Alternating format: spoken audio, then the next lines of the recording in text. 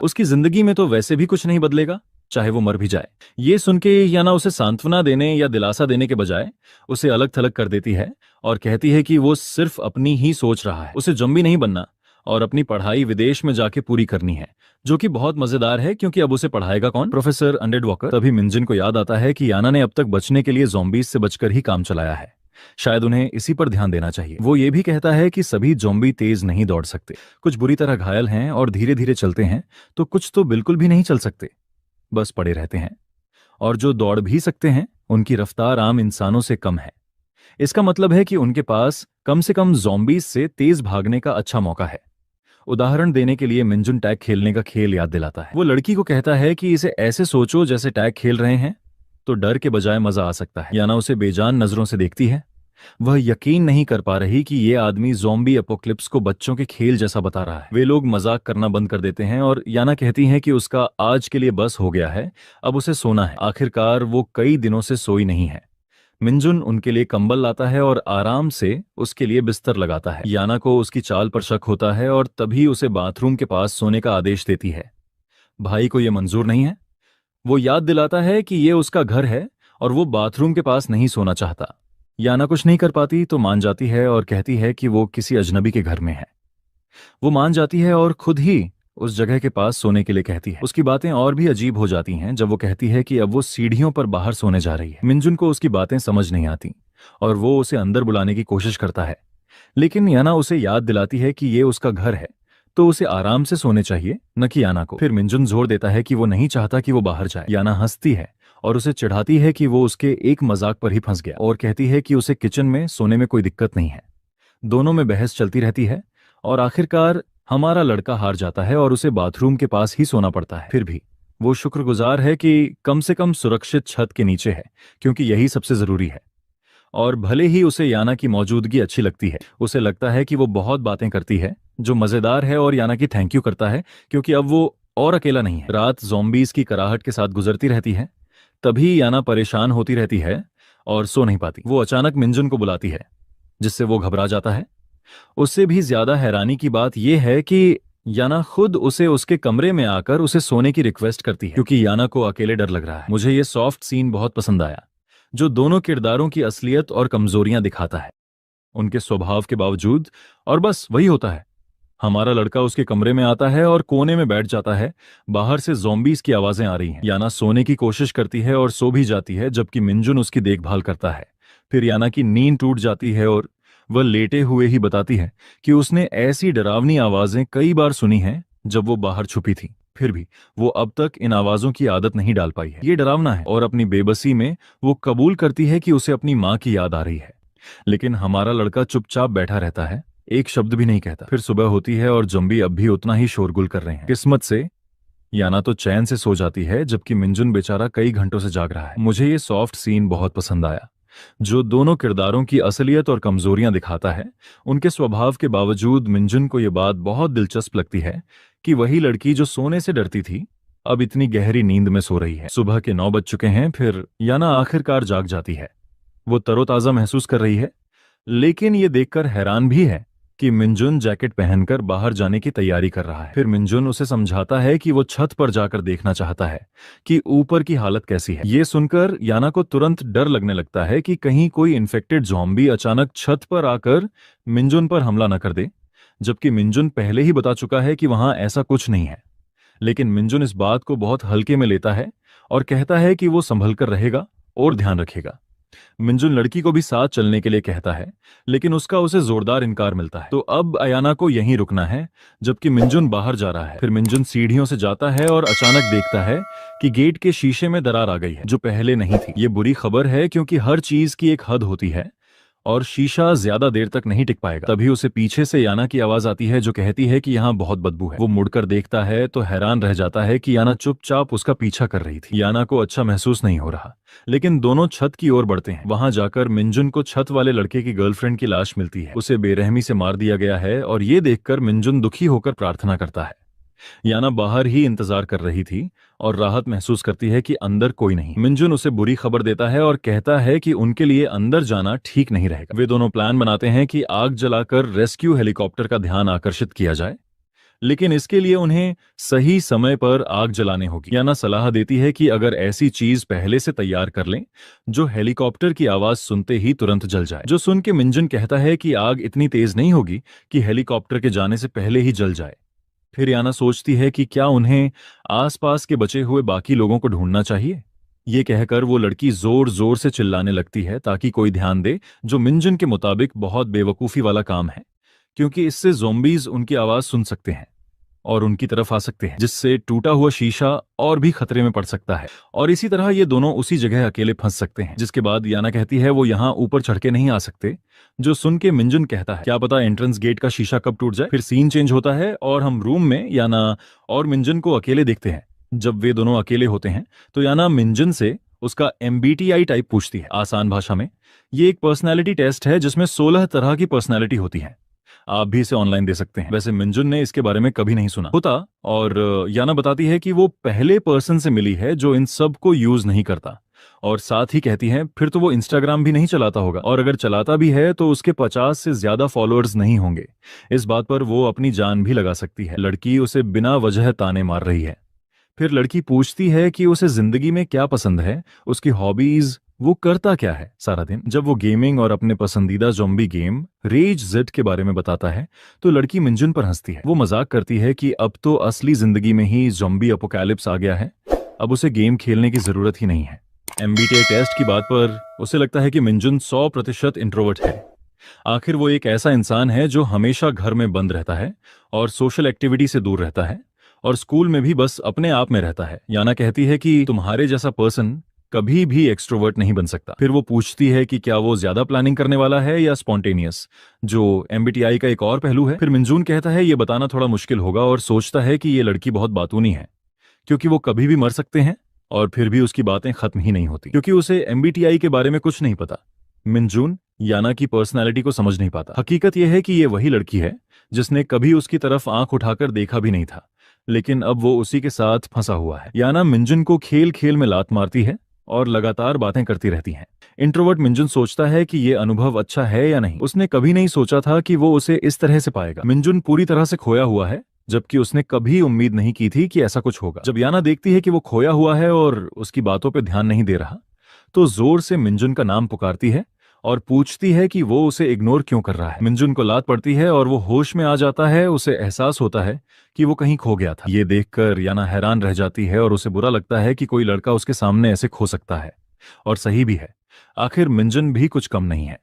कुछ दिन ऐसे ही बीत जाते हैं। याना आराम से बैठी कॉमिक पढ़ रही है और पूछती है कि क्या मिंजुन ने कपड़े धो लिए हैं, क्योंकि उसे बहुत भूख लग रही है। लड़की बस बैठी है और मिंजुन पर निर्भर है, जिससे मिंजुन भी परेशान हो जाता है और सोचता है कि काश वो अकेला भाग जाए। उसे बिल्कुल अच्छा नहीं लगता कि वो उसका नौकर बनकर रहे, जो उसके लिए कपड़े भी धोए। ये भी उसकी पर्सनैलिटी का हिस्सा है कि वो अपने इमोशंस खुलकर नहीं दिखा पाता। बिजली ना होने की वजह से उसे हाथ से कपड़े धोने पड़ते हैं। वो शुक्र मनाता है कि पानी अभी भी आ रहा है, लेकिन खाने की हालत खराब है। सब कुछ निपटाकर वो याना को बताता है कि वो बाहर जा रहा है। मिंजुन को जाता देख याना उसे याद दिलाती है कि ज्यादा देर न करे। वो कहती है कि मिंजुन 30 मिनट के अंदर वापस आ जाए, यहां तक कि वो मंजन को देर होने पर धमकी भी देती है। मिंजुन सच में यहाँ असमंजस में है, लेकिन वो बाहर जाता है। उसकी मौजूदा दिनचर्या में कम से कम एक बार सुरक्षित रास्तों से मोहल्ले को चेक करना शामिल है। इन्फेक्टेड ज़ॉम्बियों के व्यवहार को ऑब्जर्व करने के बाद उसने कंक्लूजन निकाला है कि वे ठीक वैसा ही बर्ताव करते हैं जैसा गेम्स में दिखाया जाता है। यह रेबीज जैसी स्थिति है। वे सिर्फ जीवित इंसानों पर हमला करते हैं और मृत या अपने जैसे इन्फेक्टेड पर नहीं। इसके अलावा उसने देखा है कि उनकी नजर कमजोर है और वे दूर से आपको नहीं देख सकते, लेकिन यह विशेषता ज़ॉम्बी से ज़ॉम्बी में बदलती रहती है। और अगर आप 50 से 100 मीटर की दूरी पर हो तब तो वो बिल्कुल भी नोटिस नहीं करेंगे। उनकी सुनने की क्षमता बेहद तेज है, इसलिए मिंजन को बहुत सावधानी से चलना पड़ता है। आखिरकार ज़ॉम्बीज धूप से नफरत करते हैं और दिन में उतने सक्रिय नहीं रहते जितना रात में, और धूप के टाइम अपने आप को छुपा लेते हैं। इसी अहम बात की वजह से मिंजुन को लगता है कि उन्हें रात में बिल्कुल भी बाहर नहीं जाना चाहिए। एक और बात जो उसकी नजर में आई है वो ये कि इन इन्फेक्टेड ज़ॉम्बियों का व्यवहार उसके खेले गए गेम्स जैसा ही है, और कहता है कि ये उससे बहुत मिलता है। उसे लगता है कि शायद वो खुद ही भ्रमित हो रहा है दोनों स्थितियों की तुलना करके, या फिर ये बस एक अजीब संयोग है। लेकिन अगर ऐसा है, अगर ज़ॉम्बी सच में गेम्स जैसे ही हैं, तो मिंजुन को डर है कि सबसे बुरा टाइम अभी आना बाकी है और जल्द ही दुनिया का अंत निश्चित है। अपने अपार्टमेंट बिल्डिंग में याना बोर हो रही है और कॉमिक्स पढ़ रही है और वो सारी कॉमिक्स पढ़ चुकी है। उसे समझ नहीं आ रहा कि वो क्या करे। ऊपर से वो और ज्यादा चिढ़ गई है कि मिंजुन फिर से लेट है। उसकी झुंझलाहट और बढ़ जाती है जब उसे याद आता है कि मिंजुन ने उसे कई बार मना किया है और उसे इग्नोर किया है, जिसे अब उसे ठीक करना ही होगा। वाकई वो उसे एक गुलाम की तरह ट्रीट करती है। उसकी हैरानी तब और बढ़ जाती है जब उसे बाहर से हेलीकॉप्टर की आवाज सुनाई देती है। ये उम्मीद की किरण लगती है, लेकिन असल में वो कुछ खास कर भी नहीं सकती। पिछली बार जब हेलीकॉप्टर आया था, इन लोगों ने आग लगाकर मदद की गुहार भी लगाई थी, लेकिन प्लान पूरी तरह फेल हो गया था और उन्होंने उसे पूरी तरह छोड़ दिया। और वक्त बीतता है।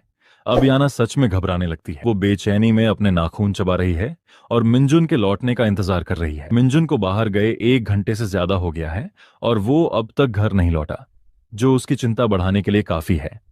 उसे लगता है कि शायद उस पर हमला हो गया होगा। अपने डर को छुपाने के लिए वो मन ही मन कसम खाती है कि उसके लौटने पर वो उसे बहुत पीटेगी। उसे लगता है कि शायद मिंजुन को मार खाने में ही मजा आता है और मार खाके ही वो याना की बात मानता है। साथ ही याना पूरी तरह ठान चुकी है कि वो कल सुबह से उसे बाहर नहीं जाने देगी। लेकिन मजे की बात यह है कि सूरज ढलने तक वो उसका इंतजार करती रही और मिंजुन फिर भी नहीं लौटता। और उसे याद आता है जब मिंजुन ने कहा था अगर उसे आने में 1 घंटे से ज्यादा हो जाए तो याना समझ जाए कि मिंजुन भी इन्फेक्टेड हो गया है। याना बहुत घबरा गई है और दुआ कर रही है कि मिंजुन कहीं मरा ना पड़ा हो। सूरज डूबने के बाद और भी ज्यादा इन्फेक्टेड ज़ॉम्बी उसका शिकार करने निकलेंगे। वो डर के मारे कांप रही है और लगभग मान ही लेती है कि अब मिंजुन वापस नहीं आएगा। लड़की डर के मारे प्रार्थना करती है कि वो लौट आए, क्योंकि उसे फिर से अकेले रह जाने का डर है। इसी के साथ उसकी आंखों में आंसू भी आ जाते हैं, लेकिन उसकी किस्मत अच्छी थी। गेट पर मिंजुन की आवाज आती है। मिंजुन का दिल सोने का था और वो लौट आया। वो याना कुछ दिखाना चाहता है, लेकिन उसे उम्मीद नहीं थी कि याना इतनी टूटी हुई दिखेगी। याना की आंखें आंसुओं से भरी हैं और वो रोने के कगार पर है। आखिरकार वो उसे 3 घंटे से भी ज्यादा समय तक अकेला छोड़कर गया था। सबसे पहले वो उसे उसकी बेवकूफी के लिए घूंसा मारने जाती है, लेकिन मिंजुन उसे रोकता है और दिखाता है कि वो क्या लाया है। उसने हेलीकॉप्टर से गिरे पर्चे को इकट्ठा किया था। वो खुद सारे पर्चे लेने गया था, इसी वजह से उसे देर हो गई। याना हैरान रह जाती है जब वो पर्चा पढ़ती है। उसे समझ नहीं आता कि ये क्या हो रहा है। फिर मिंजुन उसे समझाता है कि ये गंगबुक को पूरी तरह से लॉकडाउन किए जाने की घोषणा है और ये उनके लिए परेशानी की बात है, क्योंकि वे वहीं रहते हैं। अब सिर्फ 1 दिन बाकी है लॉकडाउन होने में। ऐसे में उनके लिए बचना नामुमकिन हो जाएगा। फिर मिंजुन उसे पर्चे का पिछला हिस्सा पढ़ने को कहता है, जिसमें अलग अलग एरिया के सिक्योरिटी स्टेटस के बारे में बताया गया है। पर्चा पढ़ के पता चलता है कि उनके मोहल्ले में इन्फेक्टेड रेशियो बाकी इलाकों के मुकाबले काफी कम है। कुछ जगहें सुरक्षित हैं तो कुछ को बेहद खतरनाक घोषित किया गया है। मतलब अगर कोई उन इलाकों में जाए तो बेवकूफ ही होगा। जिनमें से पता चलता है कि जोंगमुंग दोंग में सावधानी बरतने की जरूरत है और इसके अलावा उनके आसपास के इलाके जैसे दोंगडिमुन, योंगस्वांग एंड सोंगनोंग बेहद खतरनाक है। ऊपर से सबसे बुरी बात यह है कि उनका इलाका भी जल्द ही बेहद खतरनाक इलाकों में शामिल हो जाएगा। तो एक ही जगह टिके रहने का उनका पहला प्लान अब उनके खिलाफ हो जाता है। फिर मिंजुन समझाता है कि यहां रहना और रेस्क्यू का इंतजार करना सबसे बेकार चॉइस है। तभी याना पूछती है कि क्या उनके पास बचे हुए समय में एरिया छोड़ने का कोई तरीका है। वो सवाल पर सवाल किए जा रही है, लेकिन जब याना बोल रही है, मिंजुन दोनों के लिए दिमाग लगा रहा है और सोचता है कि आखिर कितना डरावना होगा वो बेहद खतरनाक इलाका। हालांकि उसे पर्चे की बातों पर शक है, फिर भी वो कुछ और कर भी नहीं सकता। नान और वुजांग बुक जैसे इलाकों में जाना तो बिल्कुल नामुमकिन है, इसलिए वे सियोल के उत्तर की ओर नहीं जा सकते। मिंजुन उनका प्लान बताता है।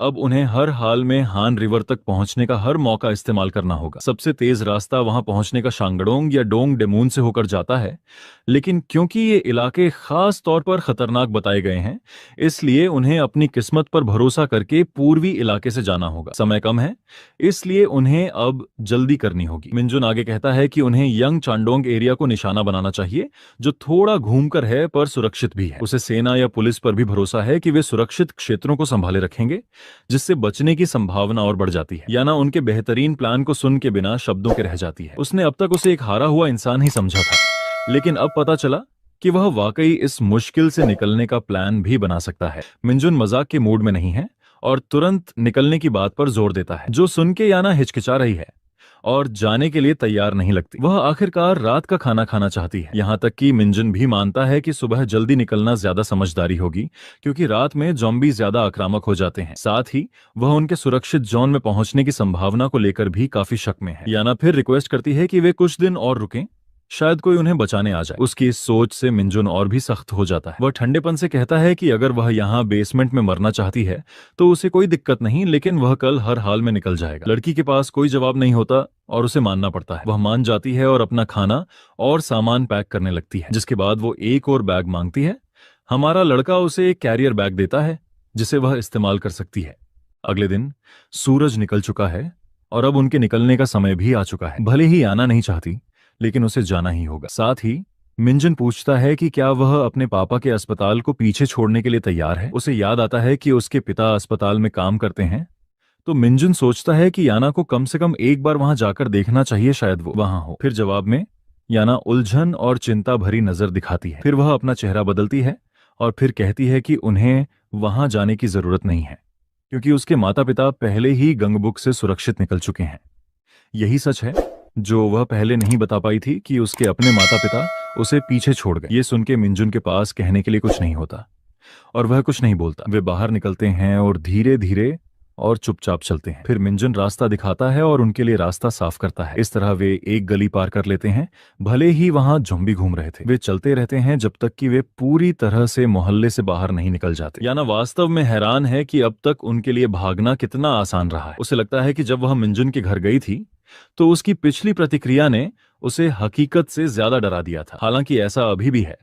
हमारा लड़का उसे अंधेरे इलाकों से सावधान रहने को कहता है, क्योंकि वहां ज़ॉम्बी ज्यादा सक्रिय हो जाते हैं। यह सच है कि धूप में ज़ॉम्बी उतने आक्रामक नहीं होते, लेकिन हर ज़ॉम्बी के लिए ऐसा नहीं है। वे काफी दूर चल चुके हैं और याना हैरान है कि यंग चोंगडोंग इलाका कितना दूर है। मिंजुन उसे चलते रहने के लिए प्रोत्साहित करता है, भले ही वह शिकायत कर रही है कि ऐसी स्थिति में उनके पास साइकिल क्यों नहीं है। हमारा लड़का उसकी बातों से सहमत होते हुए याद दिलाता है कि वे शेयर स्कूटर इस्तेमाल नहीं कर सकते क्योंकि नेटवर्क काम नहीं कर रहा। लेकिन जो बात उसे सबसे ज्यादा चौंकाती है वो ये कि सारी साइकिलें कहीं गायब हो गई हैं। याना अचानक 5 मिनट का ब्रेक मांगती है, क्योंकि वे काफी दूर आ चुके हैं और उसके पैर दुख रहे हैं। मिंजुन सोचता है और उसे चिढ़ाते हुए कहता है कि चलो कैफे चलते हैं और कॉफी पीते हैं। उसकी ये हिम्मत याना को परेशान करने लगी है जब से वे उसके घर से निकले हैं, और सोचती हैं एक बार वो सेफ जोन में पहुंच जाए वो उसे बिल्कुल नहीं छोड़ेगी। वह उस पर चिल्ला रही है।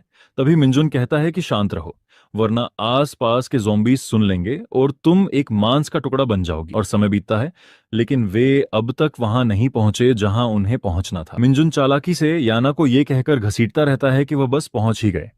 वह लगातार चलता रहता है और साथ ही उसकी शिकायतें सुनता रहता है। फिर याना मिंजुन को कहती है, तुमने कहा था कि हम बस पहुंच ही गए। जो सुन के मिंजुन कहता है, बस थोड़ा और। इन्हीं सब के बीच मिंजुन सोचता है चलते चलते याना की कंप्लेंट्स को सुनना और ज़ॉम्बीज का ध्यान रखना उसे और भी ज्यादा सेंसिटिव बना देती है। वह उसे बच्चे की तरह ट्रीट कर रहा है और याना उससे पानी पीने को कहती रहती है, पर हमारा सख्त लड़का ये कहकर कि पानी बहुत कीमती है उसे पानी पीने भी नहीं देता और कहता है कि इसे बाद में पीना। फिर चलते चलते दोनों एक बड़ी बैरिकेड के सामने पहुंचते हैं जो इलाकों को अलग करती है। मिंजुन बताता है कि वे आखिरकार पहुंच गए हैं और इतनी बड़ी बैरिकेड देखकर वह और भी पक्का हो जाता है कि वे सुरक्षित हैं। याना बचने की उम्मीद में खुशी मनाती है, लेकिन मिंजुन को कुछ खटक रहा है। मिंजुन परेशान है कि वहां कोई गार्ड या देखने वाला क्यों नहीं है जो बैरिकेड को सुरक्षित रखे। साथ ही याना ने अब तक कोई इन्फेक्टेड ज़ॉम्बी नहीं देखा या सुना, तो जगह अब तक ठीक लग रही है। अचानक याना सुझाव देती है कि वे थोड़ी देर छुप जाएं ताकि आराम कर सकें। वे बिना रुके चल रहे हैं, लेकिन मिंजुन ये भी नहीं मानता। ये आदमी डेविड गॉगिंस बनने की ट्रेनिंग कर रहा है। वह उसे कहता है कि इतना ड्रामा बंद करो और बस साथ चलो। उसके शब्द और सख्त हो रहे हैं और याना उसकी इस हिम्मत पर उसे गालियां देती है। खैर, इसी तरह उनकी बहस की शुरुआत हुई थी। उसकी आंखों से आंसू बह रहे हैं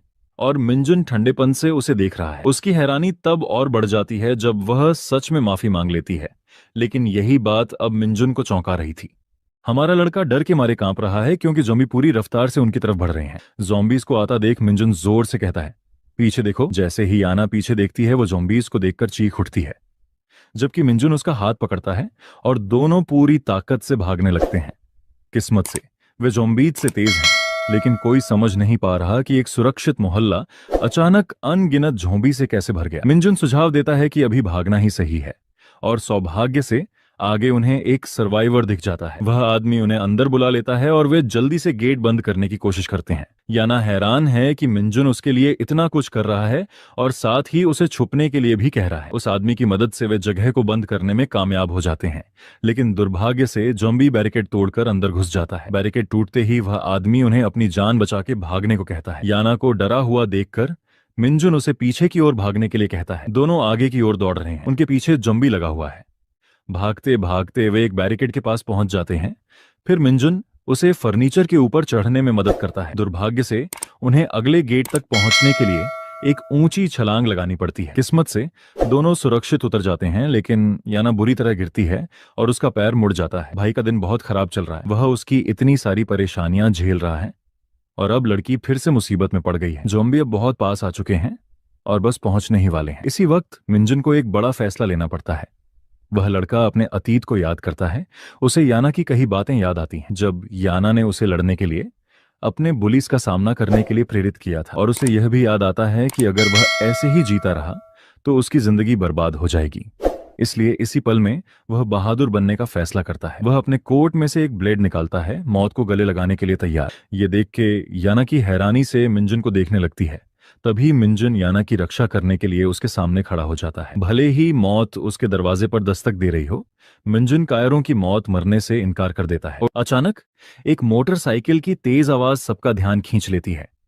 कोई चिल्लाकर मिंजून को झुकने के लिए कहता है, क्योंकि मोटरसाइकिल पीछे से अचानक आ जाती है। मिंजून पूरी तरह चौंक जाता है और उसके चेहरे पर हैरानी और उलझन दिखती है। मोटरसाइकिल सवार व्यक्ति एक ज़ॉम्बी के सिर पर बल्ले से वार करता है। जब वह आदमी ज़ॉम्बी को मार रहा था, पीछे से उसका दोस्त आकर कहता है, बहुत अच्छा शॉट था। और आगे कहता है, उस ज़ॉम्बी को भी पकड़ो। वह आदमी और उसके दोस्त दोनों ज़ॉम्बी को मारते हुए कहने लगे, मर जाओ कमीनो। मिंजुन ने येना को उठने में मदद की। दोनों थोड़े कंफ्यूजन में थे। ज़ॉम्बी को मारने के बाद एक हमलावर हंसते हुए कहता है, सच में मेरे पहले अटैक का इम्पैक्ट तो बहुत ज्यादा अच्छा था और बाइक के ऊपर बैठ के अटैक करना तो सच में बहुत ज्यादा ही मजेदार होता है। तभी वह हमलावर पीछे मुड़कर खड़ी हने येना को देखता है, जो डरी हुई है। उसने उसे पहचान लिया और नाम लेकर पूछा, तुम यहाँ क्या कर रही हो? फिर हमलावर हमारे मिंजून की तरफ देखते हुए बोलता है, मैं तो वही सोचूं ये कमजोर बंदा कौन। हमारा लड़का ये आवाज सुनने के बाद बहुत ज्यादा ही घबरा जाता है और सोचता है कि अब तो वह पूरी तरह फंस गया है और सोचता है क्या उसे इससे ही मिलना था सारी दुनिया में, क्योंकि वह आदमी कोई और नहीं बल्कि सोंगबिन था। बल्लाली पार्क सोंगबिन आता है। वह मिंजून को बेवकूफ कहता है और पूछता है कि वह येना के साथ क्यों है। मिंजून को पछतावा होता है कि वह यहाँ ऐसे व्यक्ति से मिल गया जिससे वह संक्रमित लोगों से भी ज्यादा बचना चाहता था। मिंजून के हाथ में चाकू देखकर संगबिन उसका मजाक उड़ाता है, क्या तुम इसी से ज़ॉम्बी से लड़ोगे? मैंने सोचा था कि तुम एक कायर हो, लेकिन तुम तो बहुत सीरियस हो। मैं गलत था। फिर वह पूछता है कि क्या दोनों सड़क पर एक दूसरे से टकराए। उसे उनकी जोड़ी अजीब और मजेदार लगती है। लड़की येना ग्रुप का धन्यवाद करती है और कहती है कि अगर वे ना होते तो वह बच ना पाती, लेकिन सांगबिन उसका मजाक उड़ाता है कि उसने उसकी जान बचाई। फिर सोंगबिन पूछता है कि याना कहाँ जा रही थी। वो उसे उनके साथ चलने का न्योता देता है, कहता है कि उसके पास एक सुरक्षित जगह है जहां दर्जनों सर्वाइवर्स और कुछ बड़े लोग भी हैं। मिंजिन बातचीत को संदेह से सुनता है, जिसके बाद याना कहती है क्या सच में वह जगह सेफ है? जिसके बाद सोंगबिन कहता है, हाँ वहां एडल्ट्स भी हैं। वह जगह पूरी अच्छे से लॉक्ड है, तुम्हें किसी बात की चिंता करने की जरूरत नहीं है। फिर मिंजिन बीच में टोकता है और पूछता है कि क्या उन्होंने सुना है कि गंगाबुक बंद हो रहा है और क्या उन्हें अब वहां से जाना नहीं चाहिए। सोंगबिन हंसता है, कहता है कि उसके लिए अब बहुत देर हो चुकी है, जिसे सुन के मिंजुन पूछता है इसका क्या मतलब। जिसके बाद सोंगबिन कहता है ये बहुत लंबी कहानी है। वो उन्हें अपने छुपने की जगह चलने का न्योता देता है, कहता है कि वहां जाकर सब समझाएगा और येन्ना को मोटरसाइकिल के पीछे बैठने को कहता है। सोंगबिन येना से कहता है कि वो बैठ जाए। येना धन्यवाद करती है और मान जाती है। उनमें से एक दोस्त पूछता है कि अगर येना स्कूटर पर जाएगी तो वह कैसे जाएंगे। सोंगबिन जवाब देता है कि दोनों लड़के सख्ती बोर्ड शेयर कर सकते हैं। क्लोजअप में सोंगबिन की नजरें दिखती हैं जैसे वो खुश या कोई योजना बना रहा हो। येना थोड़ी उलझन में और असहज दिखती है। एक साथी सोंगबिन से फुसफुसाकर पूछता है कि क्या येना को साथ ले जाना सही है। लड़की सुन लेती है और पूछती है कि उसका मतलब क्या है। सोंगबिन जल्दी से कहता है, कोई बड़ी बात नहीं, बस उसे बाइक पर बैठने दो। येना कुछ पल हिचकिचाती है, पीछे मुड़कर फिर सोंगबिन से मिंजिन के बारे में पूछती है, याद दिलाती है कि उसे भी साथ जाना है और पूछती है कि उसे कैसे ले जाएंगे। हमलावर हैरान हो जाता है उसके सवाल से। सोंगबिन के दोस्त पूछते हैं कि मिंजिन का क्या करें। कोई सुझाव देता है कि उसे यहीं छोड़ दो। दूसरा कहता है कि वो लूजर सिर्फ देरी करेगा और वैसे भी उन्हें खाना बचाना है। येना इस विचार से थोड़ी उदास हो जाती है। फिर वो उनसे मिंजिन को भी साथ ले जाने की विनती करती है। सोंगबिन मान जाता है, कहता है कि एक और इंसान से कोई फर्क नहीं पड़ेगा। अचानक मिनजून मना कर देता है। मिनजून उनके प्रस्ताव को ठुकराते हुए कहता है कि भूल जाओ, क्योंकि वह नहीं जाएगा। सियांग बिन उसके जवाब से हैरान रह जाता है। मिनजून कहता है कि वह खुद ही सब संभाल लेगा, उसके पास जाने की एक जगह है, ये ना। मिनजून के फैसले से चिंतित दिखती है। मिनजिन जाने के लिए मुड़ता है, लेकिन सोंग बिन उसे रोकते हुए कहता है कि थोड़ा रुक जाओ। बुली को फिर से अनदेखा किए जाने पर गुस्सा आ जाता है। वह पूछता है कि क्या मिनजून को पिछली बार याद है, और धमकी देता है कि अगर फिर से अनदेखा किया तो वह उसे खत्म कर देगा। वह कहता है कि अब देश खत्म हो चुका है, इसलिए वह मिनजून को बिना किसी परेशानी के सबक सिखा सकता है। वह पूछता है कि क्या मिनजून चाहता है कि वह उसे भी वैसे ही चोट पहुंचाए जैसे उसने उन प्राणियों को पहुंचाई थी। मिनजून धमकियों के बावजूद शांत चेहरा बनाए रखता है और बुली का सामना करता है। सोंग बिन मिनजिन को वहां जाने को कहता है, उसे फिर से लूजर बुलाता है। अचानक येना बीच में दखल देती है, पूछती है कि क्या पार्क सोंग बिन पागल हो गया है। वह सवाल करती है कि उसने मिनजिन को चोट पहुंचाने की बात क्यों की। वह याद दिलाती है कि पिछली बार भी सियोंग बिन ने ही मिनजिन को मारा था, और कहती है कि उसमें कुछ भी नहीं बदला है। लड़का थोड़ा नर्वस दिखता है।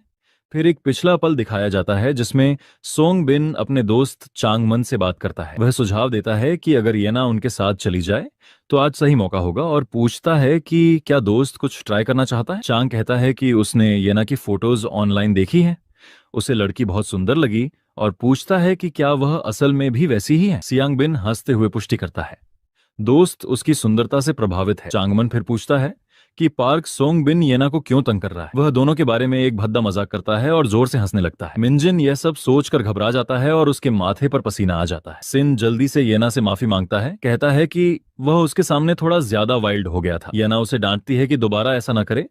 वह फौरन मान जाता है, जिससे सब हैरान रह जाते हैं। मिनजिन सियांग बिन से माफी मांगता है, कहता है कि वह उनके ग्रुप के साथ जाने का फैसला करता है। बुली कुछ पल के लिए मिनजिन को गंभीर और अनपढ़ी जा सकने वाली नजर से देखता है। फिर सियांग बिन हल्की सी मुस्कान देता है, कहता है कि यह बेहतर है। वह कहता है कि अब अकेले जाना मतलब खुद को खतरे में डालना है। लड़का सुझाव देता है कि पहले छुपने की जगह चलें, वहां आराम करें, और कल वह मिनजिन को मोटरसाइकिल से उसकी मंजिल तक छोड़ देगा। दृश्य कट जाता है और एक टूटी फूटी कार दिखती है। फिर कैमरा इमारतों और गलियों के बीच रास्ता दिखाता है, जिससे पता चलता है कि ग्रुप अब किस दिशा में जा रहा है। अब वे उस जगह पहुंचते हैं। सियांग बिन रास्ता दिखाता है जो किसी गैराज या गोदाम जैसा लगता है। प्रवेश द्वार पर चेतावनी के बोर्ड लगे हैं।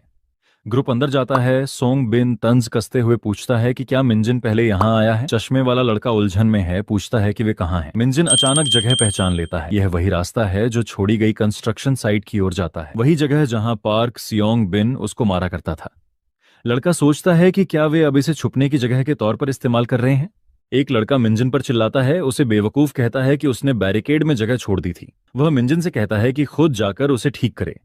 येना ये सब देखती है, और जब बाकी लोग ध्यान नहीं दे रहे होते, मिंजन धीरे से येना को नाम लेकर बुलाता है। लड़की उलझन में उसकी ओर देखती है। वह फुसफुसाकर कहता है कि उसे सच में नहीं लगता कि उनके साथ जाना सही है, और सुझाव देता है कि वे मौका देखकर वहां से भाग जाए। येना उसकी बात सुनती है, उसकी बात को सोचती है। मिंजन कहता है कि उसे बुरा एहसास हो रहा है, लगता है कि उनके साथ कुछ बुरा हो सकता है।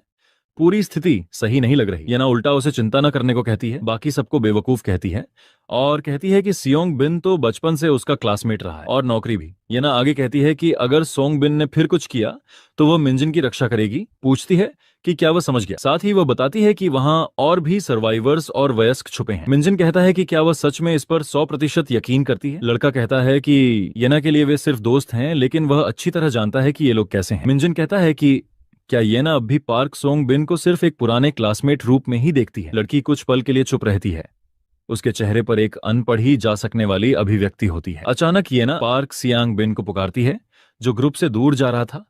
फिर वह कहती है कि वे दोनों अभी यहां से वापस जाएंगे। येना समझाती है कि उसने सुना है कि उसके माता पिता सियाप्यांग शेल्टर में हैं, इसलिए वह वहां जाने का सोच रही है। वह जोर देती है कि अगर वे आज नहीं गए तो बहुत देर हो जाएगी। ग्रुप में से एक लड़का हैरान होकर पूछता है कि क्या वाकई सियाप्यांग में कोई शेल्टर है। पार्क सोंग जवाब देता है कि उसकी जानकारी के अनुसार सियाप्यांग पूरी तरह नष्ट हो चुका है। येना और मिनजिन यह सुनकर हैरान रह जाते हैं। बुली सवाल करता है कि वह उस बेवकूफ मिंजिन के साथ अकेले बाहर जाने का जोखिम क्यों ले रही है। वह सुझाव देता है कि आज आराम कर ले और कल उनके ग्रुप के साथ चले। येना उसके प्रस्ताव पर थोड़ा हिचकिचाती है। लड़की फिर भी जोर देती है कि यह काफी जरूरी है, कहती है कि वे अब भी निकलेंगे। मिंजिन की ओर मुड़कर येना उसे चलने के लिए कहती है, हल्की सी मजबूरी भरी हंसी के साथ। जैसे ही वह जाने लगते हैं तभी उनमें से एक अपने बल्ले से येना को रोकता है। तभी पार्क बिन लड़की के सामने आकर उसका नाम गंभीरता से पुकारता है। वह फिर दोहराता है कि अगर वह बाहर जा रही है तो उनके साथ अगले दिन जाए। फिर बुली इशारा करता है, पूछता है कि क्या उसके और मिंजिन के बीच कुछ चल रहा है और अचानक दोनों के बीच क्या हो रहा है। इस पर शक भरी हंसी के साथ सवाल करता है। येना गंभीरता से पार्क सोंग बिन को घूरती है, मुट्ठी बंद करते हुए, और दोबारा कहती है कि वह बाहर जा रही है। वह पूछती है कि क्या वह सच में उसे रोकने की कोशिश कर रहा है। मिंजिन यह सब देखता है और सोचता है कि उसे पहले से ही इसका अंदाजा था। स्थिति को शांत करने की कोशिश में मिंजिन येना से कहता है कि चलो अंदर चलते हैं, वे सोंग बिन के ग्रुप से बात कर लेंगे